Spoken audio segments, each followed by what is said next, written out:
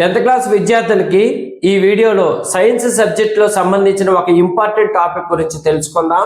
ముందుగా మన YouTube channel subscribe చేసుకోండి. సైన్స్లో ముఖ్యంగా గాలి కాలుష్యం లేదా వాయు కాలుష్యం అంటే ఏంటి, దాని నివారణ చర్యలు ఏ రకంగా ఉండాలో ఈ వీడియోలో మనం తెలుసుకుందాం. గాలిలో ఉండవలసిన ఇతర వాయువులన్నీ తగుపాలలో ఉండి వాతావరణ సమతుల్యతను కాపాడతాయి.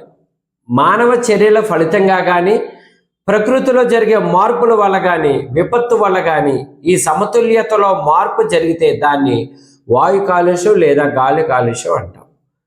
వాయు కాలుష్యం వల్ల మానవ మనుగడకు పెద్ద ప్రమాదం. కావున వాయు కాలుష్యాన్ని మనం ఎంత తగ్గించుకోగలిగితే అంత మంచిది.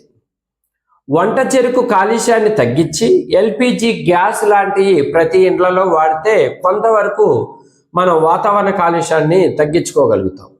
ఇంటి ఆవరణలో చెట్లు ఎంత కొంచెం ప్లేస్ ఉన్నా సరే కొంత ఏదో ఒక మొక్క పెట్టినట్టయితే ఆ మొక్కల వల్ల కూడా మన కాలుష్యాన్ని తగ్గించుకోవచ్చు. వాహనాల ప్రయాణాలు తగ్గించుకొని తక్కువ దూరాలు ఉన్న ప్రాంతాలని కాలినడక లేదా సైకిల్ ద్వారా మనం ప్రయాణించినట్టయితే వాహనాల ద్వారా వచ్చే కాలుష్యాన్ని తగ్గించుకోగలం. సౌరశక్తితో పనిచేసే వాటర్ హీటర్ను, కుక్కర్లు, దీపాలు వినియోగించున్నట్లయితే కొంతవరకు వాయు కాలుష్యాన్ని మనం తగ్గించవచ్చు.